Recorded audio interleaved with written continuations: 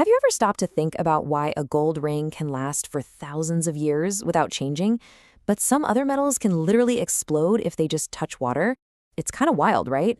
Well, it turns out that metals have their own personalities, and today we're going to rank them on the ultimate metal leaderboard, the Reactivity series. So, to kick things off, just imagine this for a second. You're about to stir your morning tea, and your spoon is made of pure sodium. Why would this be a terrible, and let's be honest, a really dangerous idea? The answer gets right to the heart of what we're talking about today. Sodium reacts violently with water. So yeah, your teacup would instantly become a very messy, very hazardous science experiment. So you can really split metals into two main camps. On one side, you've got the super reactive ones, like lithium and sodium. These guys have to be stored under oil just to stop them from reacting with the air. And then, on the other side, you have the chill, unreactive metals, like gold and copper, that are perfectly happy to just exist as they are, no fuss. Okay, let's dive a little deeper into these metal personalities. What's the secret? Well, it all comes down to electrons. See, all metals want to get rid of their outermost electrons to become more stable. The ones that can lose them super easily, like our friend sodium, are the most reactive. But the ones that hold on to their electrons really tightly, like gold, are the least reactive. And this one tendency, it determines everything about how we can use them in the real world. And you see this divide everywhere. Unreactive metals are perfect to use in their pure form precisely because they don't change easily. Think about platinum jewelry. It stays shiny because it won't tarnish. Or, the copper pipes in your house, they don't react with the water flowing through them, which is a good thing. Reactive metals, on the other hand, are often way more useful when they're already combined with other stuff, like the calcium carbonate in limestone that's used to make these huge, grand buildings. And this is not a new idea, not at all. Here's a cool little piece of history for you. The word plumbing actually comes from plumbum, which is the Latin name for lead. Why? Well, because lead is relatively unreactive, and it's soft enough to be shaped easily. That made it the perfect go-to material for ancient Roman engineers building those incredible aqueducts and water systems. All right, so how do we actually figure out which metals are more reactive than others? Well, we put them to the test. We set up a series of trials. And our first trial is to see how they handle something that's all around us, all the time: oxygen. Now, the basic chemistry here is pretty straightforward. When a metal reacts with oxygen, it forms a new substance called a metal oxide. But the way they do this, the speed and the drama of it all, varies wildly. And that's our first big clue for the ranking. And wow, the evidence shows some huge differences. Look at cesium. It's so reactive, it tarnishes the instant it hits the air. Magnesium, it needs a little encouragement with some heat, but then, bam, it burns with this brilliant white flame. Copper is way calmer. You heat it up and it just slowly changes color. And gold? Absolutely nothing. It just sits there, completely unbothered. So, based on just that one test, we can already create our first little mini leaderboard. Cesium is clearly at the top, our most reactive contestant by far. It's followed by magnesium, then the much less dramatic copper, with gold sitting comfortably at the bottom, not a care in the world. But reacting with air is just the first hurdle. To get a really good ranking, we need to up the ante. It's time to bring in the more challenging tests: water and acid. Let's turn up the heat. And the water test gives us even more clues.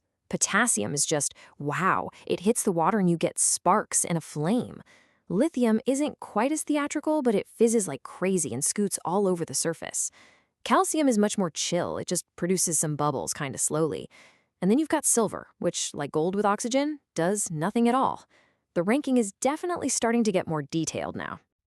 Now, watching for bubbles in flames is cool and all, but it's a little bit subjective, right? So you might be thinking, can we get more precise? Is there a way to actually measure the intensity of these reactions with acid, beyond just saying, wow, that's a lot of fizzing? Oh, absolutely. These reactions are what we call exothermic, which is just a fancy way of saying they give off heat, and we can measure that heat. So for example, when you drop magnesium into acid, the temperature shoots up by 32 degrees Celsius. Zinc causes a more modest 9-degree rise. And copper? 0. Nothing. The temperature doesn't budge. This data gives us hard numbers to back up everything we've been seeing. So, let's recap. We've seen how metals react with oxygen, from instantly to not at all. We've watched them take on water, with everything from explosive flames to complete silence. And we've even measured the heat they give off with acid. We've gathered all this evidence, and now it is finally time to put it all together. And here it is, the official reactivity series. At the very top, you have the most reactive metals, like potassium, the one that burst into flame with water. As we move down the list through metals like calcium and magnesium, the ones that fizzed and burned, the reactivity drops. And finally, we get all the way down to the extremely unreactive metals like gold at the very bottom, which basically did nothing in any of our tests. Our little experiments have revealed this established chemical order. Now, you might notice a couple of non-metals, carbon and hydrogen, often sneak their way into this list of metals. They're not there by accident. They're included as really important benchmarks. Knowing if a metal is more or less reactive than carbon, for example, is absolutely crucial for figuring out how to get that metal out of the ground from its ore. Okay, so we have a list. Big deal, right?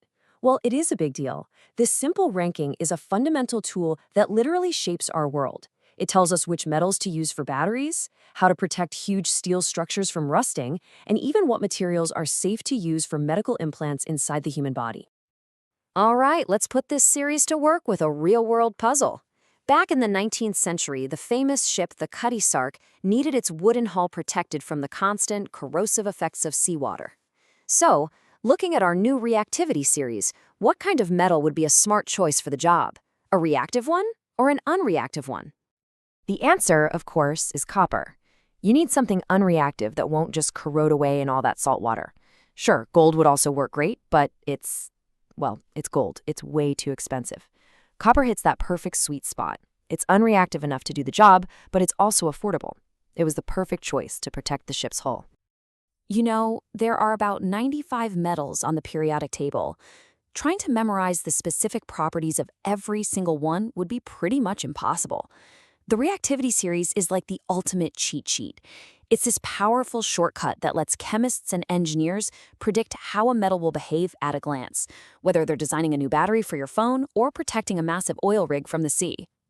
So this simple ranking of metal personalities is obviously a key to understanding how we use them, but it also leads to another really fascinating question. Now that we know how to rank metals by how easily they react, how do you think this very same list could help us figure out the best way to extract them from their ores, to get them out of the earth in the first place? That's a story for another time.